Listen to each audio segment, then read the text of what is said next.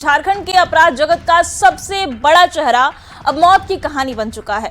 लेकिन सवाल यह है कि क्या गैंगस्टर सुजीत सिन्हा का एनकाउंटर सिर्फ एक पुलिस कार्रवाई थी या फिर इस मुठभेड़ के पीछे छिपा है कोई और सच। पुलिस का दावा है कि साहिबगंज से धनबाद जेल शिफ्ट करते हुए सुजीत ने जवान की सर्विस राइफल छीनकर भागने की कोशिश की और फायरिंग कर दी, जिसके बाद जवाबी कार्रवाई में वो मारा गया। लेकिन परिजन इसे फर्जी एनकाउंटर बताते हुए पुलिस की पूरी कहानी पर सवाल उठा रहे हैं। आखिर सुजीत सिन्हा की मौत का सच क्या है, पुलिस का दावा या परिजनों का आरोप? ये रिपोर्ट देखिए। झारखंड का सबसे बड़ा गैंगस्टर खत्म। गैंगस्टर सुजीत सिन्हा एनकाउंटर में ढेर, लेकिन मौत पर क्यों उठ रहे सवाल? पुलिस की गोली या साजिश? पोस्टमार्टम के बाद खुलेंगे मौत के राज। झारखंड के अपराध जगत में सुजीत सिन्हा एक ऐसा नाम था जिसके खिलाफ हत्या, रंगदारी, फायरिंग और संगठित अपराध के कई मामले दर्ज थे। लंबे समय से पुलिस और सुरक्षा एजेंसियों की निगरानी में चल रहे इस गैंगस्टर का अंत जामताड़ा में पुलिस मुठभेड़ में हुआ। पुलिस के मुताबिक सुजीत सिन्हा को एक मामले में ले जाया जा रहा था। इसी दौरान उसने पुलिस का हथियार छीनकर भागने की कोशिश की और फायरिंग शुरू कर दी। जवाबी कार्रवाई में पुलिस ने भी गोली चलाई, जिसमें उसकी मौत हो गई। एनकाउंटर के बाद मामले की जांच तेज कर दी गई है। एफएसएल की टीम ने घटनास्थल से सबूत जुटाए और मेडिकल बोर्ड ने मजिस्ट्रेट की मौजूदगी में पोस्टमार्टम किया। डॉक्टरों के मुताबिक शरीर से 2 गोलियां निकाली गई हैं, जबकि कई गोलियां आर पार हुई हैं। अंतिम पोस्टमार्टम रिपोर्ट के बाद ही मौत से जुड़े सभी तथ्यों की पुष्टि होगी। क्योंकि ये थोड़ा सा हाइप था और सनसनीखेज था, तो इसमें एक मेडिकल बोर्ड का गठन हुआ जिसमें 3 डॉक्टर्स थे, साथ में आपके प्रशासन के भी अधिकारी थे, जिसका पूरा वीडियोग्राफी किया गया ताकि किसी भी प्रकार का कोई पहलू छूट ना जाए। कितने पंचर वुंड तो बहुत सारे हैं, कुछ एग्जिट वुंड भी, यानी एंट्री एग्जिट वुंड भी बुलेट निकल जाते हैं, तो बाद में फिर देखा जाएगा। बाकी रिपोर्ट में हम लोग बना के देंगे कि क्या है। पोस्टमार्टम के बाद सुजीत सिन्हा के परिजन भी अस्पताल पहुंचे। अस्पताल परिसर में भावुक माहौल देखने को मिला। सुजीत के सास उषा देवी रोते रोते बेहोश हो गई। परिजनों ने पुलिस की कहानी पर सवाल उठाए। उनका आरोप है कि ये एनकाउंटर नहीं बल्कि सुनियोजित हत्या है। सुजीत, तुम ठीक हो जाओ, अपना बाल बच्चा को बेटा है लेके यहाँ से चल जाओ। वो भी मेरा नहीं सुना, चल गया दुनिया से अपना बच्चा को। ऐसे 8 घंटा उसको छोड़ा गया है। रोड पर उसको कल रात का देख रहे हैं हम लोग की रोड पर है, और सुबह में उसको जंगल में ले जाके उसका लाश को रख दिया गया है। बहुत गलत किया है लोग, वो बच्चा के साथ, मेरा अक्षर के साथ बहुत गलत किया है लोग। वहीं सूत्रों के अनुसार सुजीत सिन्हा पर करीब 50 फीट की दूरी से कुल 9 गोलियां चलाई गई। इनमें 6 गोलियां सीने और पेट में लगी, जबकि 3 गोलियां हाथ और उंगलियों को छूते हुए निकल गई। सुजीत की ओर से भी 1 से 2 राउंड फायरिंग किए जाने की बात सामने आई है। अपराध जगत में सुजीत सिन्हा सिर्फ एक एनकाउंटर नहीं बल्कि खौफ का पर्याय बन चुका था। पलामू से अपराध की दुनिया में पहचान बनाई। परिवार में बड़ा भाई, बहन और पत्नी है। जिस गैंगस्टर का नाम सालों तक पुलिस की मोस्ट वांटेड सूची में रहा, उसका अंत भी फिल्मी अंदाज में हुआ। साहिबगंज से धनबाद जेल लाया जा रहा था। कड़ी सुरक्षा के बीच कैदी वैन चल रही थी। जामताड़ा में पुलिस वाहन का टायर पंक्चर हुआ। दूसरी गाड़ी में शिफ्ट करने की तैयारी चल रही थी। इसी दौरान सुजीत ने जवान की सर्विस राइफल छीनी।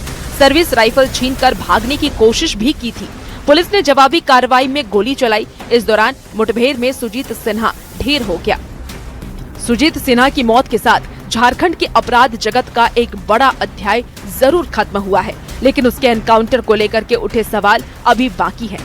क्या ये पूरी तरह पुलिस की आत्मरक्षा में की गई कार्रवाई थी या फिर जांच में सामने आएंगे कुछ ऐसे तथ्य जो इस एनकाउंटर की कहानी बदल देंगे?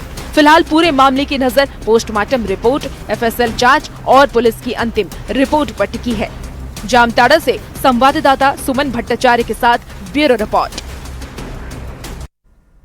जामताड़ा में कुख्यात गैंगस्टर सुजीत सिन्हा के एनकाउंटर पर अब सियासत भी गर्मा गई है। स्वास्थ्य मंत्री इरफान अंसारी ने कहा कि अगर आरोपी ने पुलिस की बंदूक छीनने या फिर हिरासत से भागने की कोशिश की है तो आत्मरक्षा में की गई कार्रवाई को गलत नहीं कहा जा सकता है।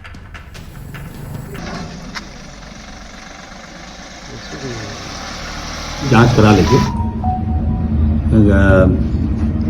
अगर बंदूक छीनने का प्रयास किया है, कानून हाथ लेने का प्रयास किया है, और सही में अगर भागने का प्रयास किया है तो पुलिस अपने बचाव में अगर कोई एक्शन लिया तो इसमें बड़ी बात नहीं है।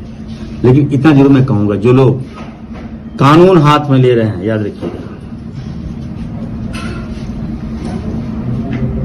जामताड़ा में आज हम देख रहे हैं, जिन लोगों ने कानून हाथ में लिया है उस पर पुलिस एक्शन ले, ये मेरी मांग। और देखिए, सुजीत सिन्हा के एनकाउंटर से व्यवसायी वर्ग ने राहत की सांस ली है। विपक्ष ने भी इसका स्वागत किया है। क्रम में या अपने आप पुलिस तंत्र को अपने आप से प्रोटेक्शन करने के क्रम में किसी के साथ अगर एनकाउंटर हुआ तो उसका तो कोई उपाय नहीं था। भविष्य में भी हम चाहेंगे कि किसी भी तरह के जो भी अपराधी हैं, झारखंड आने वाले दिनों में अपराध का डेस्टिनेशन नहीं माना जाए, इसके लिए सरकार को, पुलिस तंत्र को कठोर कदम उठाने होंगे। ऑर्गेनाइज रैकेट चलाता था वो व्यक्ति, और उसके तो पाकिस्तान से कनेक्शन की भी बातें आए थे। देश के खिलाफ काम करने वाले व्यक्ति की अगर गाड़ी नहीं पलटेगी तो और क्या होगा। बिल्कुल सही हुआ, ठीक समय पे गाड़ी पलटी। हम तो स्वागत करते हैं इस एक्शन का पुलिस का, और ऐसे एक्शन होने चाहिए। अपराध को रोकना पुलिस की पहली प्राथमिकता है और अपराध कर्मियों का मनोबल गिराना भी पुलिस का उनका पहला दायित्व में आता है। इसलिए पुलिस की जो भी कार्रवाई होती है, खासकर हिस्ट्री शीटरों पर, वो कार्रवाई पुलिस इसलिए करती है ताकि समाज में एक लोगों को अपराध की ओर जाने में वो परहेज करे।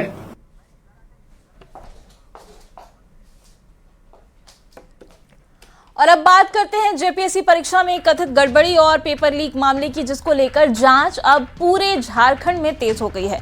सीआईडी और पुलिस ने संयुक्त कार्रवाई करते हुए रांची, धनबाद, हजारीबाग, पलामू और बोकारो समेत कई जिलों में एक साथ छापेमारी की है। छापेमारी की ये 3 तस्वीरें आपकी स्क्रीन पर है। पहली तस्वीर रांची की है, जहां के दायरे में कई कोचिंग संस्थान और संदिग्धों के ठिकाने आए हैं। अभय तिवारी से पूछताछ में मिले इनपुट के आधार पर यह कार्रवाई की जा रही है। और दूसरी तस्वीर जो आप देख पा रहे हैं वो संतोष सिंह और रवि के ठिकानों पर पुलिस ने जो दस्तावेज और इलेक्ट्रॉनिक डिवाइस जब्त किए हैं उसकी तस्वीर है, जबकि दोनों आरोपी फिलहाल फरार बताए जा रहे हैं। वहीं बोकारो में सनत प्रकाश के आवास पर भी पुलिस ने दबिश दी, लेकिन घर करीब 1 साल से खाली मिलने के कारण कोई भी सुराग वहां पर हाथ नहीं लगा है। तो देखिए, जेपीएससी घोटाले में सीआईडी का एक्शन लगातार जारी है और 3 अलग अलग तस्वीरें आपकी स्क्रीन पर हैं। रांची, पलामू और बोकारो में अलग अलग ठिकानों पर सीआईडी की टीम ने छापेमारी की है। और जेपीएससी परीक्षा में गड़बड़ी को लेकर छात्रों का आंदोलन अब केवल सड़कों तक सीमित नहीं रहा है, बल्कि इस मुद्दे पर झारखंड की सियासत भी पूरी तरह गर्मा गई है। बीजेपी ने छात्र आंदोलन को जन आंदोलन बताते हुए मुख्यमंत्री से नैतिक जिम्मेदारी लेते हुए इस्तीफे की मांग की है। वहीं सत्ता पक्ष के भीतर भी अलग अलग सुर सुनाई दे रहे हैं। कांग्रेस के वरिष्ठ नेता बंधु तिर्की ने मुख्यमंत्री हेमंत सोरेन को छात्रों से सीधे संवाद करने की सलाह दी है और चेतावनी दी है कि अगर सरकार बातचीत नहीं करती है तो कांग्रेस खुद छात्रों के बीच जाएगी। दूसरी ओर जेएमएम का कहना है कि सरकार छात्रों के हित में ही काम कर रही है और दोषियों के खिलाफ सख्त कार्रवाई की जाएगी। देखिए, हेमंत सोरेन के कार्यकाल में 6.5 वर्षों से ज्यादा के समय में लगातार परीक्षा जो है वो विवादों में रही है। सीजीएल की परीक्षा जो थी, जो स्टाफ सिलेक्शन कमीशन ने ली थी, उसमें 1000 बच्चों का चयन हुआ। आरोप लगा कि 25 लाख में क्वेश्चन पेपर बेच दिए गए। सीआईडी ने जांच की पर कुछ नहीं निकला, निष्कर्ष उनका, जबकि सब लोग जानते थे लीक हुआ।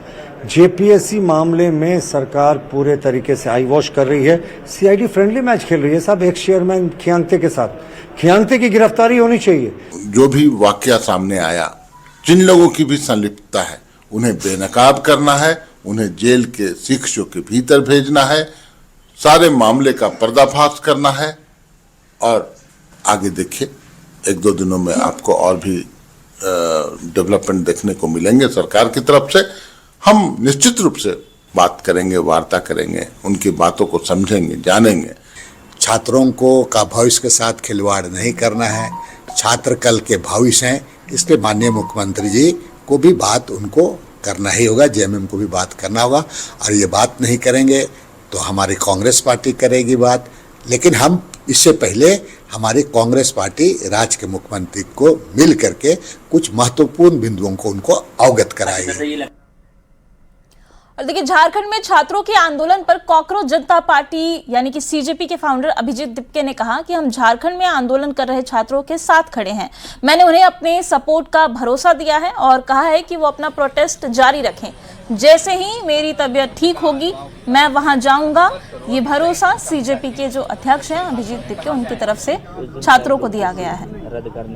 कल रात को ही मेरी उनसे बात हुई और मैंने उनसे बात की और मैंने उनको पूरा अश्योरेंस दिया उनको कि आपकी जो भी डिमांड्स है हम पूरी तरह आपके साथ हैं और आप संघर्ष करते रहिए। जैसी मेरी तबीयत ठीक होती है मैं खुद वहां जाऊंगा। अभी क्योंकि मुझे टाइफाइड हो रखा है तो इसलिए मैं ट्रैवल नहीं कर पा रहा हूं। रांची के जयपाल सिंह मुंडा स्टेडियम में जेपीएससी जेएसएससी परीक्षा घोटाले को लेकर छात्रों का आंदोलन लगातार जारी है और लगातार चल रहे इस आंदोलन में प्रशासन ने अब तक छात्रों को मंच लगाने की अनुमति नहीं दी है। छात्रों ने कहा कि कल देर रात भारी बारिश के बीच भी स्टूडेंट्स का आंदोलन चल रहा है और छात्रों का कहना है कि बारिश जरूर हुई है लेकिन हौसले कमजोर नहीं हुए हैं।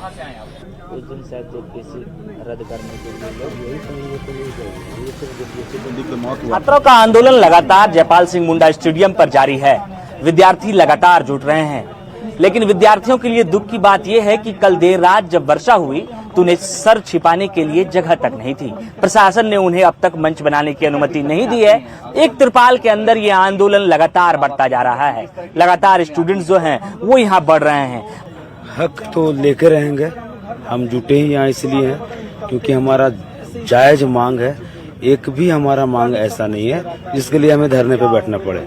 अगर हम यह बात कर रहे हैं कि पारदर्शिता लाइए सिस्टम में, नौकरियों में बेची नहीं जानी चाहिए नौकरियां, छात्रों को उनका हक मिलना चाहिए, जिसके लिए धरने पे बैठने की आवश्यकता तो हमें थी ही नहीं। तब है कि ये जो सड़ी हुई व्यवस्था है ना, लड़ाई हमारी उससी है। माननीय मुख्यमंत्री बड़े भैया हमारे, बिल्कुल इस बात की उम्मीद है कि वो हमारी बात सुनेंगे। कब सुनेंगे मुख्यमंत्री जी, बस हम लोग इसी आस में हैं, पर सुनेंगे जरूर। देखिए, तालाब में छोटी मछलियों को पकड़ के आप वहाई नहीं कर सकते हैं। जो मेन बड़ी मछली है उसको पकड़ना जरूरी है, जो सबको निकल रही है। ठीक है, सरकार को समझना चाहिए। सरकार हम लोग सोच रही है ये लोग छात्र लोग है, दीर्घभ्रमित हो जाएगा, 2 4 को 5 को 10 लोग को पकड़ के ला देंगे। ये लोग मीडिया के सामने भी तरह सरकार, झारखंड सरकार बहुत बड़ा काम कर रही है। इस तरह धांधली। और फिलहाल रुकेंगे